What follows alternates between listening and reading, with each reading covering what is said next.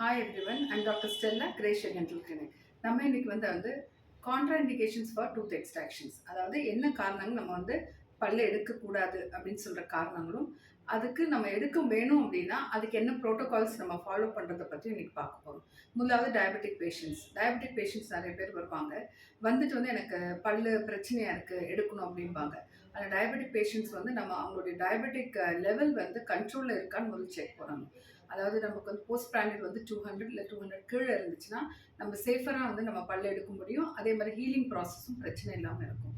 ஆனால் நம்ம சில பேர் என்ன செய்வாங்கன்னா, நாங்கள் எதுக்கு சுகர் டெஸ்ட் பண்ணணும், அப்படியே எடுங்க அப்படின்னு சொல்லுவாங்க. நம்ம ஏன் பல்ல சுகர் ஹையாக இருக்கும்போது எடுக்க மாட்டோம், 300 350 அந்த ரேஞ்சில் இருக்கும்போது ஏன் எடுக்க மாட்டோம் அப்படின்னா, சில காரணங்களில் பேஷண்ட் செப்டிக் ஷாக் ஆகிறதுக்கு வாய்ப்பு இருக்குது. ஸோ அதனால் செப்டிக் ஆகிடுச்சு அப்படின்னு சொன்னால் புண்ணு ஆறுறதுக்கு கஷ்டமாக இருக்கும் பல் எடுத்த பிறகு.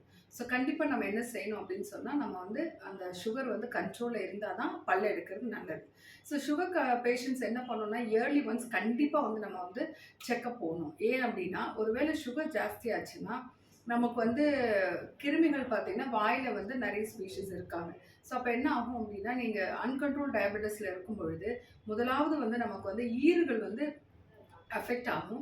ஈறு நோய் ரொம்ப ஈஸியாக அஃபெக்ட் ஆகிடும். நமக்கு ஈறு நோய் ஜாஸ்தி ஆகிட்டு ப்ளீடிங் கம்ஸ் ஆகும். அதுக்கப்புறம் பல்லு அடுத்தது பல்ல பாதிக்க ஆரம்பிக்கும். நான் ஏற்கனவே சொல்லியிருக்கேன், கம் ஹெல்த் நம்ம பராமரிக்கிறது எப்படின்ற ஒரு வீடியோ போட்டிருக்கேன். அதில் பார்த்தீங்க அப்படின்னு சொன்னால் நம்ம எப்படி கம் ஹெல்த்தை நம்ம பாதுகாத்துக்கணும்னு சொல்லி போட்டிருக்கேன். இந்த டயபெட்டிக் பேஷண்ட்ஸ்க்கு ஈஸியாக நமக்கு அஃபெக்ட் ஆகுறது பார்த்தீங்கன்னா ஈறு நோய். அதனால நம்ம எவ்ரி இயர் நம்ம ஒரு ஸ்கேலிங் பண்ணி அந்த பல்ல பராமரிக்கிறது ரொம்ப ரொம்ப அவசியம். எனக்கு ஒரு பேஷண்ட் ஒரு 29 இயர்ஸ் வந்தாங்க. அவங்களுக்கு பார்த்தீங்கன்னா கடைசி பல்லு, அதுக்கு முந்தின பல் ரெண்டுமே ப்ராப்ளமேட்டிக்காக இருந்துச்சு. சொத்த பல்லு அந்த சொத்தை கவனிக்காமல் விட்டதுனால டென்டோஆனுலர் ஆப்சஸ்ன்னு சொல்லுவோம். அதாவது அடுத்த கட்டத்துக்கு போய் வீங்கி போச்சு. ஸோ அந்த பல்ல எடுக்கணும் அப்படின்னு சொன்னால் அவங்க சுகர் லெவல் 350க்கு மேலே இருந்துச்சு. பல்ல பொறுத்த வரைக்கும் என்ன ப்ராப்ளம் பார்த்தீங்கன்னா, நம்ம பல்லில் வலியோ இல்லை ஏதாவது பிரச்சனை வந்துச்சுன்னா அதை ட்ரீட் பண்ணாதான் அந்த பல்ல நம்ம சரி பண்ண, அந்த வலியிலேருந்து நம்ம விடுபட முடியும். என்ன ஆன்டிபயோட்டிக்ஸ் போட்டாலும் அதுக்கு ட்ரீட்மெண்ட் கண்டிப்பாக அவசியம். சில பல்லுக்கு நம்ம ரூட் கெனாலும் பண்ண முடியாது. அந்த கண்டிஷனில் பல்ல எடுக்கிற மாதிரி இருக்கும். அப்போ உங்கள் சுகர் லெவல் ரொம்ப ஹையாக இருந்துச்சுன்னா கண்டிப்பாக பல் எடுக்க முடியாது. ஸோ நம்ம சுகரை குறைச்சிட்டு அதுக்கப்புறமா தான் பல் எடுக்கிற மாதிரி இருக்கும். அது நீங்கள் டயபெட்டாலஜிஸ்ட்டை பார்த்து இன்சுலினில் போய் அதுக்கப்புறம் அந்த பல்ல இது பண்ணணும். அதுக்காக நான் என்ன சொல்கிறேன் அப்படின்னா, நீங்கள் ஒருவேளை டயபெட்டிக்ஸ் இருந்தீங்க அப்படின்னா நீங்கள் கண்டிப்பாக yearly once you have to go for a general dental checkup. நீங்கள் ஃபுல் வாய் நீங்கள் செக்அப் பண்ணிக்கணும். இனிஷியலாக அதாவது ஈறு நோய் இருந்தால் அதை ஸ்கேலிங் பண்ணி அதுக்கு ஏற்ற மருந்துகள் பேஸ்ட் எல்லாம் யூஸ் பண்ணி அதை சரி பண்ணிக்கணும்.